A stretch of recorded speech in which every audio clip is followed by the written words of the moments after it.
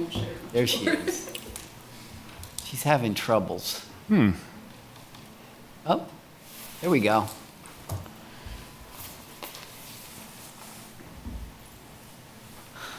All right, good evening, everybody. My name is Daniel B. Smith. I'm the chair of the Lawrence Cultural Arts Commission, and this is our regular meeting on April 10th. It is 7:39, and I will start things off as I always do by tossing it over to Porter to give a spiel about meeting participation.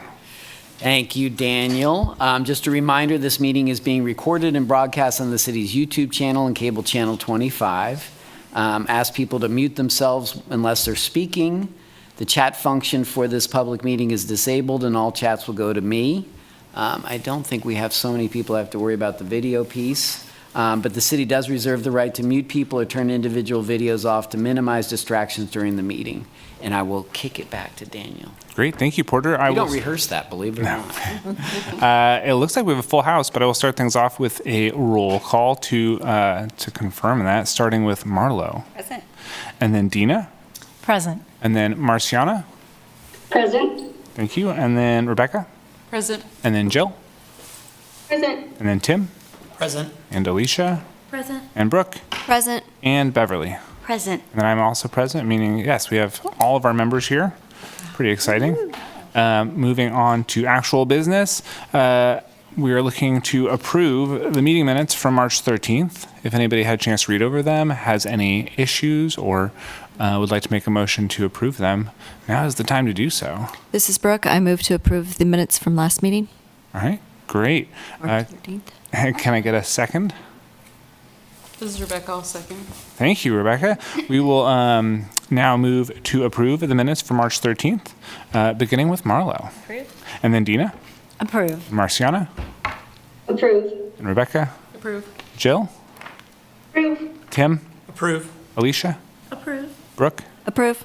and Beverly. Approved. And I will also approve. The March 13th meeting minutes will pass approval unanimously.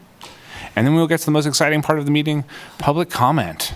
I'm just kidding. It hasn't been that exciting for a while. I don't think we have anybody here in the room, and it doesn't look like we have anybody online, but if you're hiding behind a chair or something, raise your hand or shout out, and we will make time to hear your public comment. Hearing none, we can move into new business. Our new business section of the agenda is very sparse. We actually have nothing in new business. That's true. We do have a decent amount of old business. So we will move through to old business. And Porter, it looks like we have an update on the Lawrence Music Census as the first item in old business. So let's hear what's going on. I filled it out, so hopefully a lot of other people have as well. Yeah, thank you all for your help. It really went well. We did extend it, and it ended last Friday. We got 826 responses. So we're very happy about that. So that worked out really well, and that last push really made a difference. So really appreciate everybody's help on that, and if you responded. So the next step is the music census folks that we're working with will be exporting all that information and beginning the analysis on the data. And then their next step is to get back to us for kind of a sneak peek preview for discussion of the key points for the first week in May before we start putting together a campaign to make the information public and certainly bring it back to you all for a presentation. So I'm really excited and very curious as to what we're going to learn from all this, but I think it's a really great thing. So. And we are planning at the Free State Festival doing a music census reveal as well. Oh, yeah, that's right. yes. Sorry, I forgot So about really that. excited for that. You And guys are June- doing so great picking all this stuff up. Absorbing. Yeah, that's great. That was So, a yeah. really detailed census. I mean, Yeah. I mean, you could tell that a fair amount of thought went into it. Yeah, the people that are doing this, the music census people, and Don is the main guy on that. He's done a lot of this work, and so he's very confident that it'll really give us a lot of insight as to what's really going on in Lawrence, which is great. All right, great. Well, if anybody has any other questions about the music census or comments, now is the time. But if not, we can keep moving through the agenda. God, I'm so tempted to say it. I say it every time. This might be the rare short meeting, but I know I jinx this point when I say it. I do it every time though. But I feel it this time. Up next under old business, we have an update on the ODSE Outdoor Sculpture Exhibition, also sort of known as the annual temporary public art exhibition, in a sort of transition with the name there. So where are we at with our ODSE / annual? So all the artists have received their agreements, and we're getting, as they come in, I'm getting submitted, so everybody's getting paid. That's a process because it has to come back to us. We have to get it signed, and then it has to go onto a city commission agenda for claims. So we have to try to get all those things lined up. But we're getting there. And so I'm actually just getting to the point of curating the exhibit, looking at what's out there. One thing I think I may do and I want to check this out with everybody, historically we've said that the last year's participants need to take their stuff home. But as you've seen after COVID and stuff, there's been a few that they were okay leaving it out. We haven't spent any more money. I know as an ex-sculptor that it's silly to have my work in a studio hidden away if I can put it out somewhere for exhibition if I'm comfortable. So like Tim O'Brien's piece out in front of the Phoenix, I saw kids playing with that the other day and it was really great. I know that Miles wants to take his piece from down so he can put his new piece in, but I guess his piece here has been vandalized a couple of times. He just told me that. I didn't realize that somebody broke the sphere on that. So, but he's okay with it, and we'll get that taken care of. So anyway, to that point, what I may do is look at options first of existing open space, and then give the offer to artists, like if you want to leave your piece, you can. We can't give you any more money, but that's up to you. And a lot of them will have other opportunities to show them. And I won't make it too busy, but I think it's kind of fun that there's a lot of stuff out there. And because Suzanne Hampton's going to be doing her artwork out at Prairie Park Nature Center in the park area, they're actually working on a, an education pavilion, KU architecture school, which is going to be really cool. And so as part of that, she's going to do her ephemeral artworks out of clay. Hand-dug clay from out in the site and stuff. So there's some really good stuff going on. So anyway, everything's going well. We're geared up for May 31st, final Friday. Visitor Center is more than happy to host us for that. So mark your calendars for 5:30 on Friday, and hopefully the weather cooperates with us, and we just have a fun night going out and seeing all that good stuff. So. I have a question, Porter. This is Dina Amont. Do we still have an outstanding situation with that, I want to say, seventh artist? The extra artist that I don't remember if that got resolved yet. It did get resolved. So I met with our horticulturalist, easy for me to say, and he's okay with figuring out how to do this in a way that we can protect her artwork, but also make sure they stay sound in the trees. And so with his, he was really like, yeah, let's do it. Let's do it. So I reached out to her and she was on board and she just got me her agreement back. So we're going to plan on doing that. So we have seven. Seven. Instead of Right. 6. Right. Okay, great. Yeah. Thanks for asking. I forgot about that. I've been working with her. I'm excited for that because I think it's going to be, so these are the sailing ships, which are sculptural ships that will hang in the trees, and they have basically wind chimes on them. So as you walk through, they'll be moving and really, hopefully, I think, create a really unique environment. And again, breaking that pattern of sculpture has to be sculpture on the ground, so to speak, which I'm really happy about, in addition to the piece out at, the piece says she's going to make more than one out at Prairie Park Nature Center. So Is there is Prairie Park the location for that piece too? Is that the location for the wind chime piece? No. Oh, I think we're looking at Buford Park. We really need to see these to really understand. But the horticulturalist, Tyler Fike is his name, he's really great. He has a few thoughts on possible locations, and he's even game to maybe move them around over the course of the year. So that could be kind of fun too. Yeah. What's his last name? Fike? Oh, okay. I thought you said ficus, and I thought, well, that would be really way too convenient. You should change it. Awesome. Dina B. Smith, I know you mentioned you kind of were looking to maybe see how people felt about retaining some sculptures from previous years as like a shift in how the ODSC is run. And for me, and I think other people should definitely weigh in, for me, it seems like a positive thing. The ones, especially, I mean, you mentioned the spinning prayer bead, which is very popular. I mean, a lot of them are very popular. And to me, I'm a little bit of a maximalist, and I think that the more that people see this stuff out in the community, the more they're constantly reminded of public art and art in general. And I'm definitely in favor of letting people, if people want to leave their piece, you know, I know there's a limited number of locations that are sort of where things have been located, but I mean, if it gets to the point where we need to establish some new locations, to me, that just seems like a positive shift of more art in the community. So I don't know how other people feel about that, though. This is Dina. I totally agree. Yeah. I mean, we could get to a point where we have like a rehome program, you know? I mean, people want to establish a space for public art. That might be a great way to, you know, distribute it further through the community. Well, and we're talking about the loop. Yeah. And, you know, now that I'm with Parks and Rec, looking at parks and, you know, so yes, this is just a natural sort of step forward in the right direction. I totally agree and appreciate the support. I think it's fun and more people, also with the parklets, you know, it's kind of nice that some of these pieces are really nice accents with the parklets and that kind of thing. So thanks.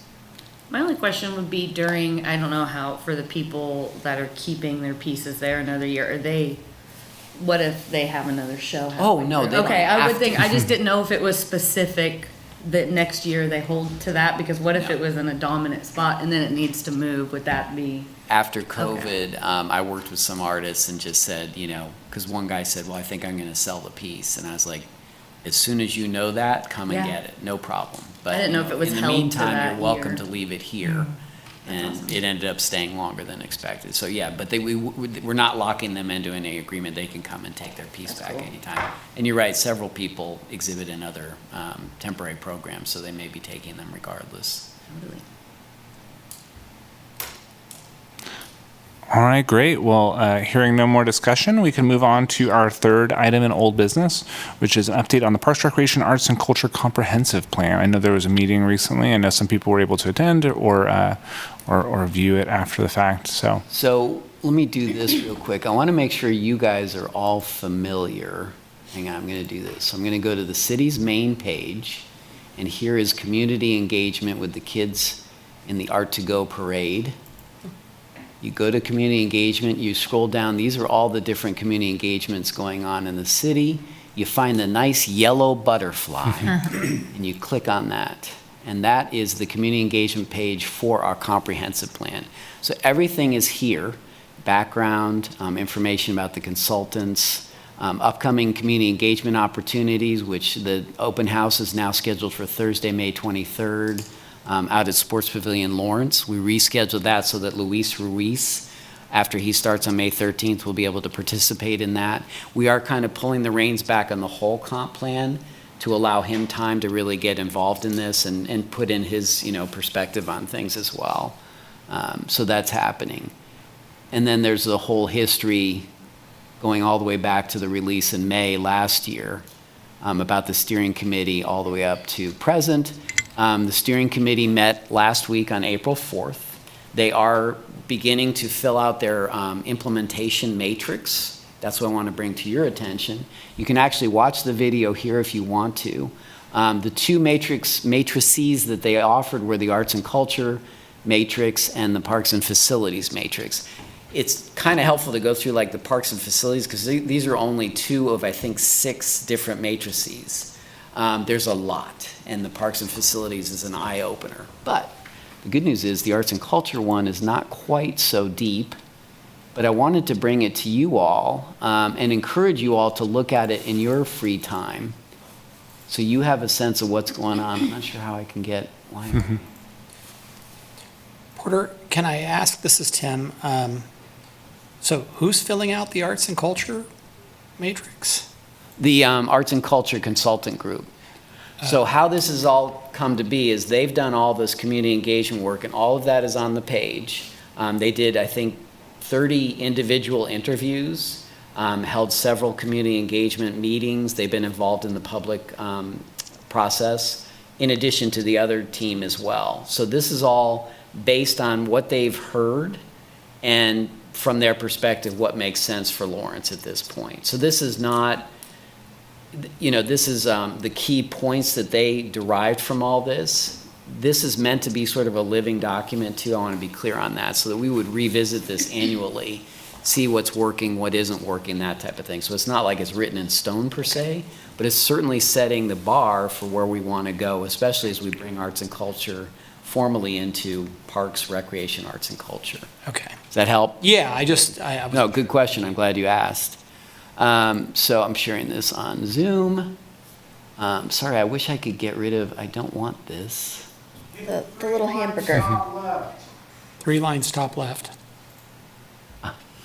That was easy. Thank you, voice from beyond. All right, so I'm just going to go through them real quick. So one was strengthen the presence of the indigenous community within the city through arts and culture collaborations. We're about to sign an MOU with Haskell Indian Nations University on an internship program at Prairie Park Nature Center. So it's already kind of happening, but this is really speaking it out and saying we really should be proactive in doing this. Formalize the Lawrence Public Art Program by advancing the thrice reaffirmed resolution, which was initially passed in 1986, to an ordinance and implementing the supplemental public art policy. So they've drafted an ordinance and a supplemental policy that they're recommending the City Commission accept. That would also create a public art fund, which then sets the money aside specifically for public art. And that is more than just art per se. It could be like event spaces or performing spaces, that type of thing. So there's some leeway on how that could be, but it's all to benefit the arts ultimately. Is the draft ordinance online? Not yet. Okay. Because it's not ready to be, reviewed per se. So they're working on that too, getting it all finalized. Formalize collaborative relationships with the Lawrence Arts Center, Theater Lawrence, and the Watkins Museum of History, and/or the Public Library as cultural programming partners of the Parks, Recreation, Arts, and Culture Department. Those entities were called out in the progress indicators, so that's why we've picked those entities. That could change over time, but right now those are the ones that we're deriving information and using data to support our relationship. And I think what's happened is we've done things together, but they haven't really been formalized. So getting more formalized so that nobody feels like anybody's potentially stepping on each other's toes, that kind of thing. So just being more mindful about relationships in that sense. Continuing to provide further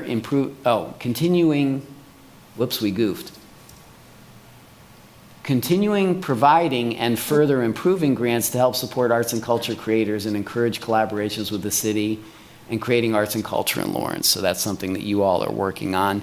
TGT, I'm not sure where that's going and how that's going to play out, but we'll see what happens with that. Develop additional signature city events in Lawrence. We're actually doing Summerfest again. That's becoming an event. There's a lot of interest in increasing cultural events related to our equity and inclusion.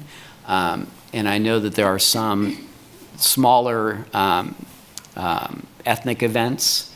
So we're looking at, is it time to create a bigger, there used to be a, what do they call, something of cultures. Somebody help me out. Thank you, voice from beyond. There used to be a festival of cultures, and sadly that's waned, but that might be something that would be of interest, to bring everybody together. So we're looking at those possibilities. So is that aspirational? Yeah. Say, okay, because I was just kind of wondering what their definition of signature might be, but they probably are not that far down the road to, how would you define what a signature event is? I think like, certain events are very well known. Free State Festival, Art in the Park has been going on since 1964. So it's a loose definition, but, events that the city really sort of expects. And so getting to that level of, creating a signature event that's city sponsored, because we don't do Free State, but we help support them. Right. But the city itself isn't doing those events. So that's what they're saying, is the city should jump in the event game a little bigger. Yeah, okay. And that was actually the survey results, which are also on here, was very indicative that people want more events. This town loves events. Work with the community to explore adding a new monument or public artwork at Robinson Park as part of the public art plan. That's part of that policy. So that's the park right over here where Injuju Wahobe was moved out of, maybe looking at something there. Not necessarily locked there, because that's not a great sitting park, because it's in the middle of all that traffic, but it's something to talk about. And I know there was some interest from the community on that as well. Execute a market study for the building of an outdoor event space / amphitheater to understand the community demand for programming types that would be successful in Lawrence. So not just jumping in and saying, we're going to build an amphitheater, but really doing a market study to learn what's the best circumstance with that without competing with any other entities, but creating something that everybody can really enjoy from the arts and culture side, and something that can be programmed year in and year out. To increase the city's creative capital, work with the Affordable Housing Office and Advisory Board to explore possibilities for affordable housing in Lawrence for artists. There's some really amazing affordable housing models specifically for artists. One is called Art Place, and they basically, if you work with them to develop a plan, and if they agree that it's a viable plan, they actually come in and fund the whole project. They go out and seek the funding, they run the project, they actually manage it. It's pretty amazing. So that's something I think could be really interesting, particularly relationships with, Johnson County and Kansas City as an opportunity. This is just to explore it and see if that's viable. Explore developing the historic Grover Barn building into an art and culture site. So are you all familiar with the Grover Barn? Okay.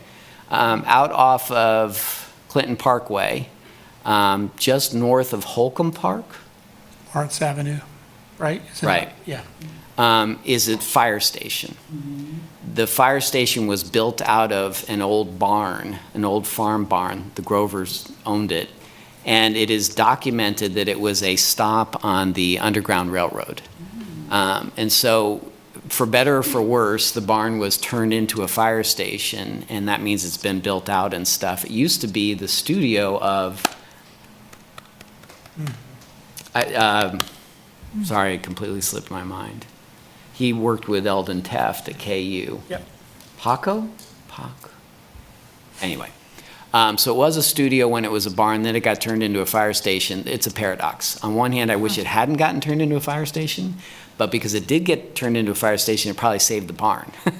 But now as a visitation site for somebody interested in the Underground Railroad, it just doesn't really work, and it's not ADA accessible. But it has a big bay space that could potentially be turned into office space, event space, that type of thing. So again, exploring this as a possibility to save that incredible remnant of a hard time in Lawrence would be really interesting. So if anybody ever wants to see it, I'd be happy to go out there. As part of the public art plan, enhance city entrances with large landmark art pieces. There's been a lot of talk about, when people come to Lawrence, really making us unmistakable. So you're in Lawrence. We will be putting logos and stuff on the bridges now. We've been working with KDOT. But could you add other visual elements to really say, you're in Lawrence? Develop a sculpture garden in the Rotary Arboretum. This came up with the park staff, which I really think is a wonderful idea. If you haven't been out to the Arboretum, it's really beautiful, and to add art and make it an art park would really be fun. And develop a menu of collaborative special events to include cultural events that celebrate the diversity of the Lawrence community, which we are committed to as well. But that's, again, looking into that specifically as a diversity issue. So those are what's there now. Certainly open to feedback. This is still in draft form. It will be fleshed out further, as you can see too. So it designates who's responsible, the cost and impact, and then the level of priority and timeline, and then the performance measure related to the strategic plan. So all this is getting fleshed out as we go on, but definitely want you all to see this. And if you have comments, you can email them to me. Let me know if are we missing something? Do we need to tweak these? That type of thing. Could you go down to the grant one, so I could see the priority level for the grant program? Because I'm thinking like individual artists, the arts community, where are we most going to be impacted by these? And I would say that grants program, because I believe it'd be great for the city to do their own events, but I do believe like that staffing involved to do those is an investment of city funds. You know, Right. it really takes a committed person to program those things. And those events that we received grants for that we couldn't fund this last cycle, that feels like it's a priority one to me. Okay. Out of everything that I've heard, I'm like, that's going to make the biggest impact on our arts community. That's good.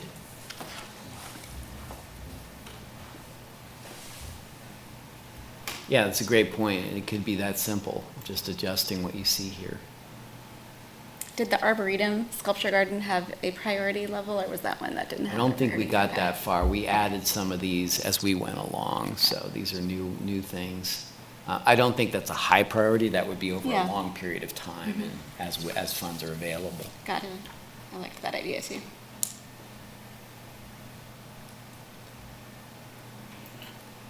Any questions? Again, you can access this online, real easy to find, and yeah, please let me know if you have thoughts on this. Dean B. Smith, I mean, I will say, I mean, I'm interested to look at the specifics of it and the priority levels and stuff later, but overall, it kind of just reads like a laundry list of all the things that, you know, this group has been talking about wanting to see for years now. So it's nice to see them all kind of put into this matrix, and hopefully that is a step towards them becoming realities. There's definitely some things on there which have been, you know, recurring topics over and over, things that we'd like to see. So I'm pretty happy with what's on there. As someone who did not tune in and watch the most recent meeting, I feel like it seems like we have a decent voice in the room if this is the sort of stuff that's coming out of those. So Yes, and I will say Mary attended this meeting, and you sent a good benevolent warrior. does anybody else have any other questions or comments? Would you do us a favor and send us like I mean, obviously we could navigate the website and find it, but could you send us like a direct link to the Yes. the matrix just to make it easy for us all? Yep.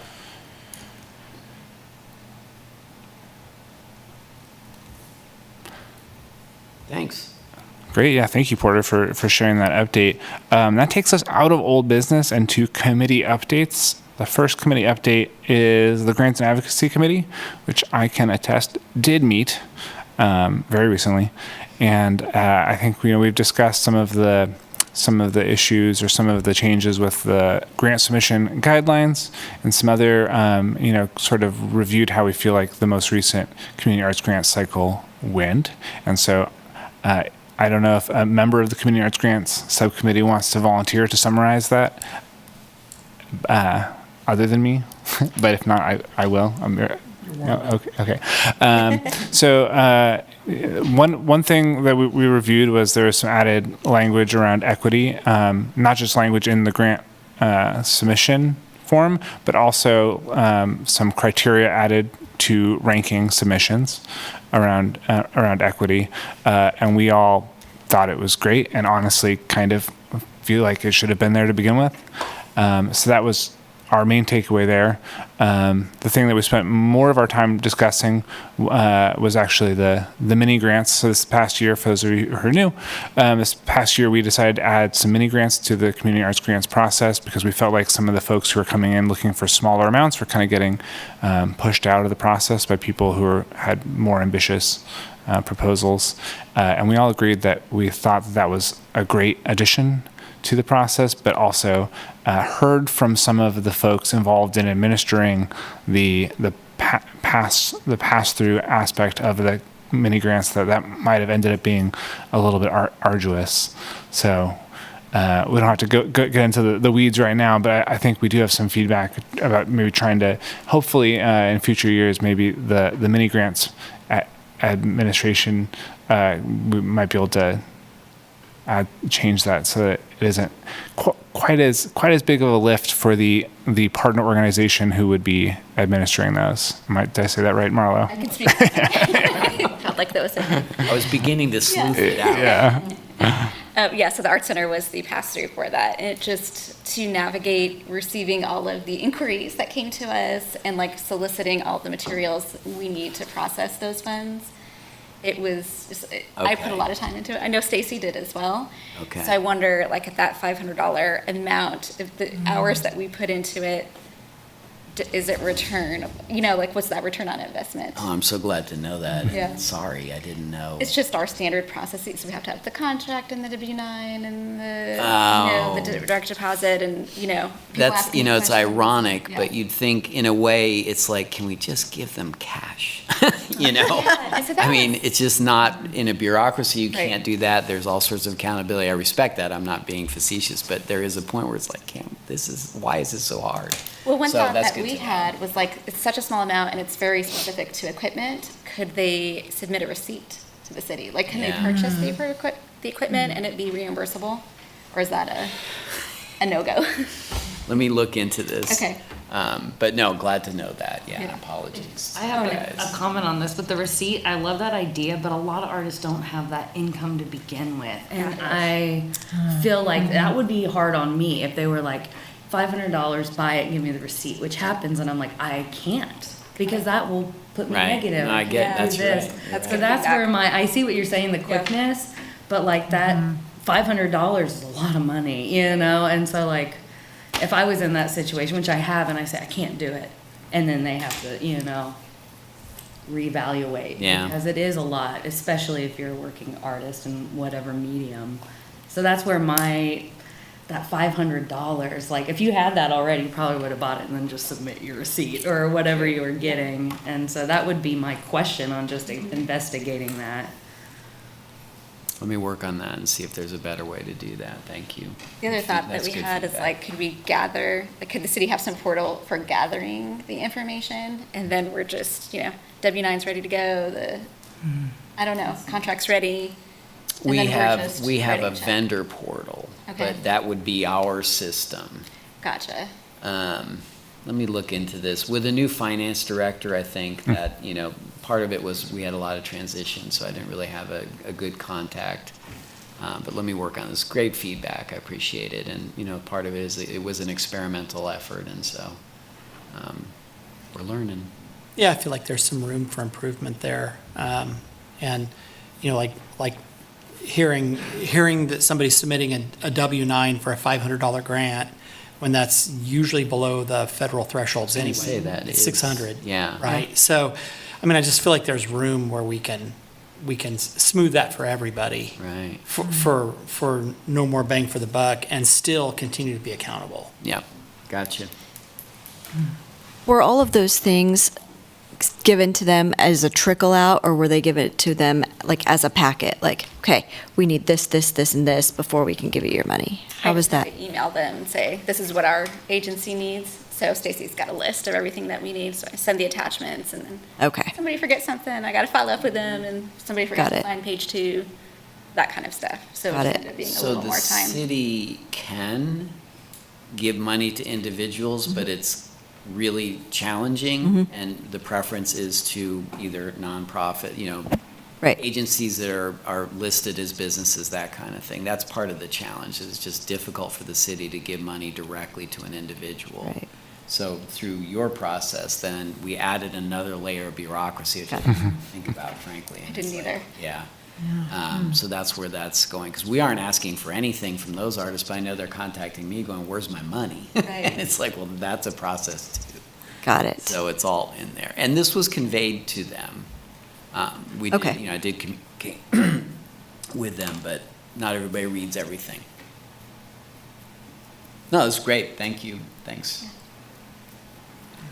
All right, great. Yeah, it'll be interesting to see maybe a bounce back and forth with finance folks, and maybe there's some options. So we gotta work it out.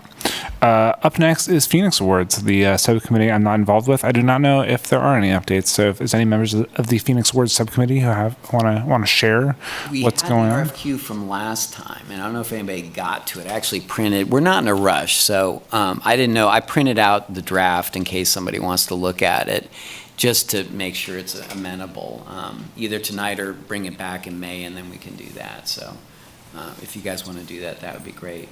We tabled it last time, and then I forgot to get out a reminder. I apologize for that, so. All right, well, that seems pretty simple. I don't know if anybody has any thoughts now, but if not, I guess we can grab those on the way out.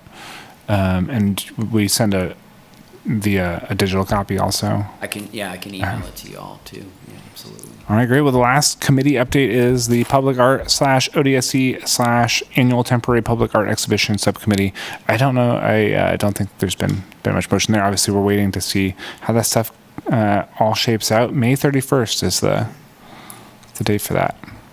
I don't know if anybody has any questions or comments. If not, hearing none, we're at miscellany. I feel like usually we get to miscellany and we're all exhausted, but I feel like this meeting has actually been relatively short. So if anybody has anything to share out about upcoming arts events that they want to plug, or recent things that they've attended or been involved with that they want to share, go ahead. I see Tim has something in his hands. I do. So Friday night at Gallery 4621, which is located at Landmark National Bank, we're doing art opening for the next quarterly show, which is the Arts Guild all-member show. Marciana's got a couple pieces in it. Oh, cool. The art's really good. They've been in the bank for the last 3 days, because it's kind of like herding cats, because it's every artist submits 2 pieces, and so the bank is just like overflowing with art, and it's all really good. The opening is from 5 to 7, but it'll probably go later because it's probably going to be really crowded Friday night. And so I've got cards if anybody wants any cards, but I would encourage you to come because I think it's probably our best opening of the year. It's certainly our biggest. This Friday? It's this Friday. Yep, perfect timing for this meeting. Saturday. Thank you, Tim. Yeah. Thanks for the plug. Yeah. Saturday Art Center auction is going on. Biggest charitable event of the year that we do. Our exhibitions program is all free, and it really is because of this one evening that everyone comes out and buys art. So I agree with Tim. No bare walls. Just fill it with art. Fill it up. It's also great to walk through the exhibition just to see there and salivate at all the possibilities. Absolutely. Does that stay up through After basically? the auction night, it's all gone. Yep. People get their art But and they it take it is home there with them. during the whole process, so Yes. that exhibition stays up until it's gone, literally. Exactly. Okay. Yep. 'Cause And then as it we're turns seeing, around. it's really, there's some great stuff in there. It is wonderful work, and it's all price ranges. So sometimes people feel like art is inaccessible, but the prints are affordable, and it's really there for everybody.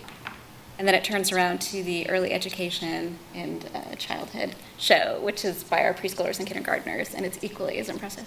What were the times for those events, Marlo? The auction.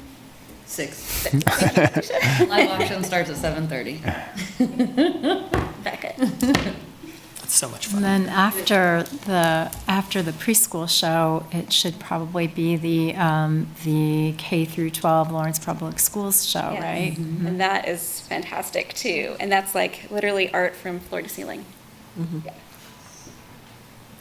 Saturday, there's also the KU Culture Yes. Festival, Indigenous Cultures Festival, I should say. I think that's what they call it. All I know is I'll be there for grand entry at noon to dance with my kids. So. It was a beautiful picture of you last year. Thanks. Oh yeah, the Lawrence Times is just sharing that. And my daughter's behind me. It's adorable. I know. It's the best. Yeah. So there's a couple grand entries, but they also have Powwow 101 before that. They're raising the teepee at like 9 or 8 a.m. and they have all of these different events throughout the day happening that are educational in addition to the powwow. Plus there's fry bread, Indian tacos, arts that you can buy. I bought like 2 ribbon skirts last time, so lots of good stuff. And then head over to the auction. Yes. I will share that we opened the skate park renovation and addition this weekend. I had such a good time. It was just really great to see, and it was tons of skaters came out. We had roller skaters, we had kids on scooters, and you name it. What I loved was the skater culture, and really had a great talk with some of the young skaters and stuff about graffiti and things like that, and just recognizing that, it's a very rich culture, and it's about youth, but not just youth. It's a mixed bag of stuff, so it was really neat. If you haven't seen it, it really is very cool out there, and it's wonderful to watch these guys and kind of cringe every once in a while. Amazing what they do out there.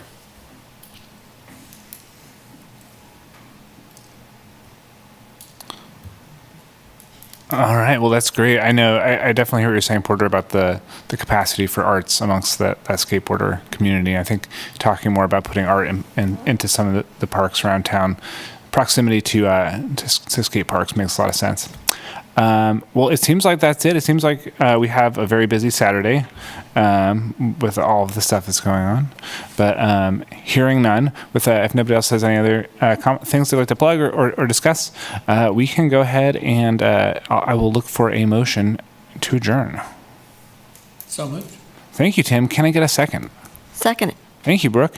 We don't need to do a roll call vote for adjournment. It just happens. So thank you all for being here. Thank you for volunteering your time. Thank you, Porter. Thank you, Kurt, for your numerous moments of assistance throughout this meeting. And I will see you all next time, which is May 8th, 2024. Marciana, thanks, Jill. See y'all.